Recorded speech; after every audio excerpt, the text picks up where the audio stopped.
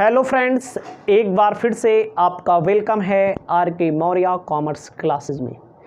आप पढ़ रहे हैं जीएसटी में सीमा शुल्क टॉपिक, कस्टम ड्यूटी टॉपिक। आपको मैंने बताया महत्वपूर्ण परिभाषा। उन महत्वपूर्ण परिभाषाओं में कुछ और है जो इस वीडियो के माध्यम से आपको सीखने को मिलने जा रहा है। आप अपनी कॉपी में लिखेंगे शुल्क योग्य माल। अपनी कॉपी में आप क्या लिखेंगे? शुल्क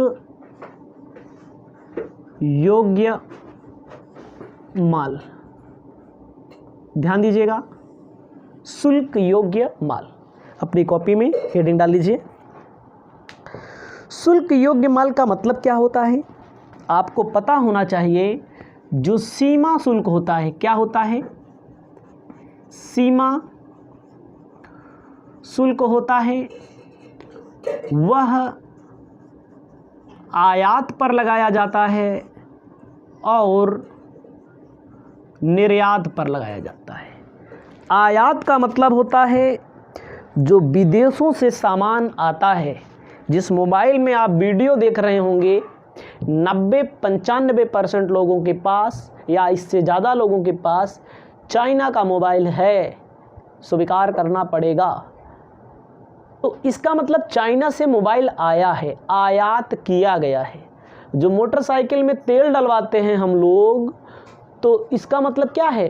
ये विदेश से, चाहे सऊदी अरब से, चाहे रूस से, चाहे अमेरिका से आयात किया गया है। आयात का मतलब इंपोर्ट किया गया है। निर्यात का मतलब होता है भारत के बाहर बड़े पैमाने पर कपड़े भेजे जाते हैं, बेचे जाते हैं, विदेशों को निर्यात किए जाते हैं। पहला पॉइंट, इसका मतलब गया है यहाँ से। भारत से मोटरसाइकिल बहुत ज़्यादा निर्यात होती हैं। ऑटोमोबाइल का काम भारत में बहुत होता है। उसके बाद आपको मैं बता दूं, भारत से कार वगैरह बहुत ज़्यादा भारत के बाहर निर्यात की जाती हैं। तो इसका मतलब ये जो आयात की प्रक्रिया है और निर्यात की प्रक्रिया है, इस पर जो टैक्स लगता है उसे सीमा शुल्क यानी कि कस्टम ड्यूटी के नाम से जाना जाता है। ठीक है, कस्टम ड्यूटी के नाम से जाना जाता है। तो आपको मैं बताना चाहते हैं कि शुल्क योग्य माल उसे बोला जाएगा जिस पर आयात कर या निर्यात कर लगाया जाता है, उसे शुल्क योग्य माल बोला जाता है। ज़्यादा दिमाग आपको नहीं खपाना है। शुल्क योग्य माल उसे बोला जाता है जिस पर आयात कर व निर्यात कर लगाया जाए, यानी कि सीमा शुल्क लगाया जाए, उसको बोला जाता है शुल्क योग्य माल। ठीक है, इतना अपनी कॉपी में लिख सकते हैं। बेहतरीन तरीके से आप लिख सकते हैं, बहुत सारी चीज़ें आप लिख सकते हैं। इसे अपनी कॉपी में लिख लीजिएगा। इन दोनों पर जो टैक्स लगता है उसे ही क्या बोलते हैं? सीमा शुल्क बोला जाता है। उसे ही शुल्क योग्य माल बोला जाता है जिस पर टैक्स लगाया जाए। इसे अपनी कॉपी में अपनी सुविधा को ध्यान में रखते हुए लिख लीजिएगा। ठीक है, आपको ध्यान देना है माल के आयात एवं निर्यात पर निषेध।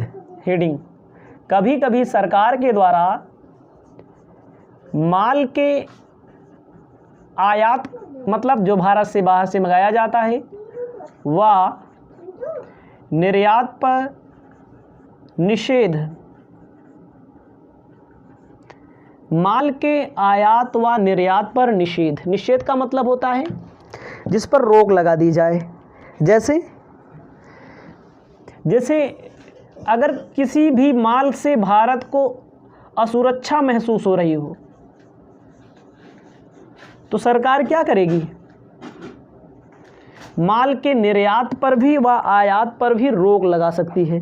ठीक है, माल के आयात पर भी और निर्यात पर भी रोक लगा सकती है। आपको अपनी कॉपी में लिखना है, कभी कभी नैतिकता की दृष्टि से, मर्यादा की दृष्टि से रोक लगा सकती है। नैतिकता, मर्यादा, लोक व्यवस्था की दृष्टि से, लोक व्यवस्था की दृष्टि से सरकार रोक लगा सकती है किसी भी माल के आयात पर व निर्यात पर। तीसरा नंबर आपको लिखना है किसी माल की कमी को रोकने के लिए। अगर भारत में माल की कमी पड़ रही है, भारत के बाहर से गेहूं बहुत ज़्यादा जाता है। भारत में अगर गेहूं की कमी हो रही है तो सरकार आयात व निर्यात पर रोक लगा देगी। ठीक है। विदेशी मुद्रा बचाने के लिए, मुद्रा बचाने के लिए, ठीक है, विदेशी मुद्रा बचत करनी है सरकार को, तब भी आयात व निर्यात पर व्यवस्था स्थापित कर सकती है। ठीक है। किसी उद्योग की स्थापना के लिए भी क्या कर सकती है सरकार, आयात व निर्यात पर रोक लगा सकती है। ठीक है। कई कारण हो सकते हैं जिनमें से हम आपको 2, 4, 10 कारण लिख देते हैं। आपको आगे लिखना है कृषि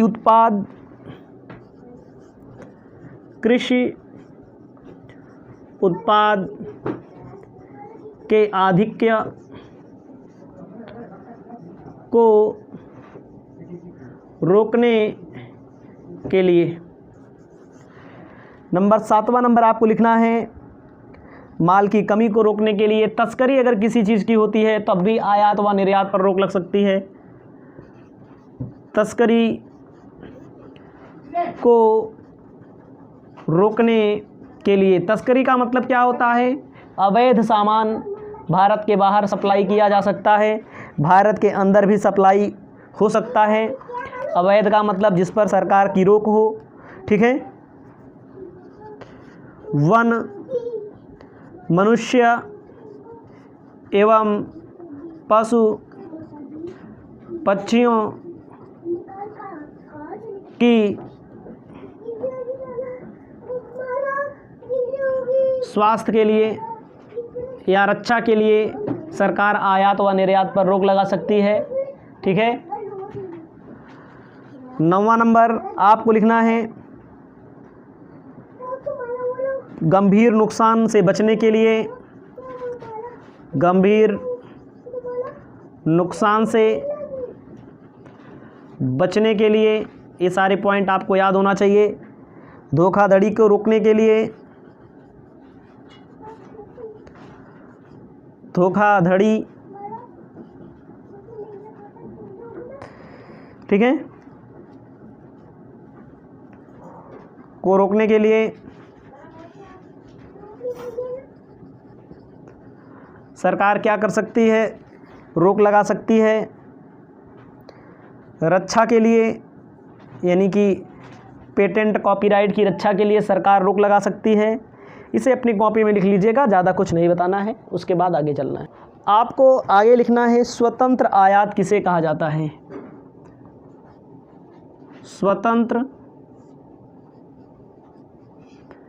आयात किसे कहा जाता है, याद रखिएगा, स्वतंत्र आयात, फ्री इंपोर्ट। ध्यान दीजिएगा, जो भारत सरकार के निर्देशन में होता है, जो आयात भारत सरकार के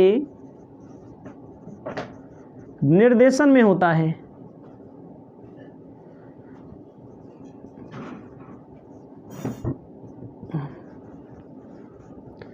जो आयात व निर्यात भारत सरकार के आयात भारत सरकार के निर्देशन में होता है या वाणिज्य मंत्रालय के निर्देशन में होता है, या नीति, किसकी नीति, आयात निर्यात की नीति के निर्देशन में होता है, उसे स्वतंत्र आयात कहा जाता है। आयात नीति की नीति बनी है, आयात निर्यात की नीति बनी है, भारत सरकार के निर्देशन में जो हो, जो वाणिज्य मंत्रालय के निर्देशन हो, जो आयात निर्यात नीति के निर्देशन में आयात किया जाए, उसे स्वतंत्र आयात किसे कहा जाता है। ठीक है। अपनी कॉपी में लिख लीजिएगा। अब लिखा है प्रतिबंधात्मक आयात किसे कहते हैं, इसको लिख लीजिए सबसे पहले। अब अगला लिखना है प्रतिबंधात्मक आयात। प्रतिबंधात्मक आयात मतलब कि जिस पर प्रतिबंध लगा दिया गया हो भारत सरकार की ओर से, आयात निर्यात नीति की ओर से, उसे प्रतिबंधात्मक आयात किसे कहते हैं। जिस पर प्रतिबंध लगा दिया गया हो, लगा दिया जाए या लगा दिया गया हो। भाई बहुत सारी चीज़ें हैं, हर चीज़ आप आयात ही करने लगेंगे तो भारत वाले क्या करेंगे? ठीक है, जैसे गेहूं भारत के बाहर से नहीं मंगाया जाता है, विशेष परिस्थिति पड़ जाए तो भले मंगाया जाए। ठीक है, चावल नहीं मंगाया जाता है क्योंकि अपने यहाँ इतना ज़्यादा हो जाता है, अगर विदेश से मंगाएंगे तो और सस्ता हो जाएगा, यहाँ के किसान और बर्बाद हो जाएंगे। नारियल नहीं मंगाया जाता है क्योंकि भारत में बहुत होता है। तेल नहीं मंगाया जाता है क्योंकि भारत में बहुत होता है। ठीक है, ठीक है। दूसरा, निषेधात्मक रंगों के कपड़े, वैसे भारत में बहुत सारे कपड़े बनते हैं, भारत से आयात ही निर्यात ही होता है। ऐसे कपड़े जो सरकार द्वारा, ऐसे रंग के कपड़े जो जिसका निषेध हो, जिस पर रोक हो, उसको आयात नहीं कर सकते हैं आप। ठीक है, शराब का आयात नहीं किया जाता है। शराब में एल्कोहल आप जानते ही होंगे, बहुत सारे लोग पीते हैं, बहरहाल हम नहीं पीते हैं।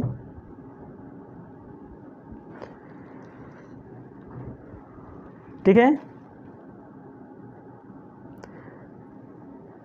कारों पर भी बहुत कम आयात होता है, कारों पर, और जो आयात होता है उस पर 105% टैक्स भी लगता है, याद रखिएगा।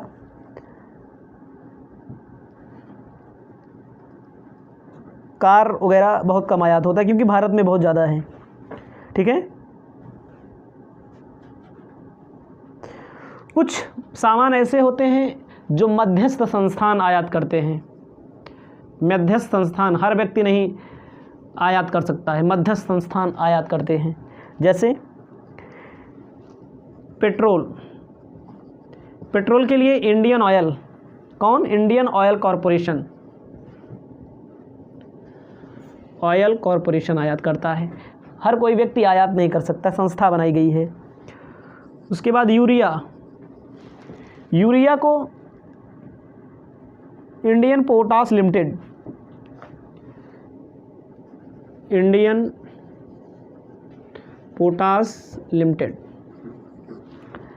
तीसरे नंबर पे फूड, खाने की सामग्री, खाद्यान्न, फूड कॉरपोरेशन ऑफ इंडिया। अरे बहुत सारी चीज़ें बाहर से खाने को भी आती है, इसको संस्थानों द्वारा आयात किया जाता है, सरकारी कंपनियों द्वारा। जिसे कच्चा तेल कंपनियों का भी नाम मैंने लिख दिया है, स्टेट ट्रेडिंग कॉरपोरेशन। कुछ चीज़ें आप हमारी भाषा से भी समझ लीजिएगा, राइटिंग नहीं समझ में आएगी क्योंकि लिखते लिखते उब जाते हैं। पेट्रोल, यूरिया, फूड, ठीक है, कॉरपोरेशन ऑफ इंडिया, कच्चा तेल, इसको अपनी कॉपी में आप लिख सकते हैं। इसके बाद नेक्स्ट टॉपिक आपको बताएंगे।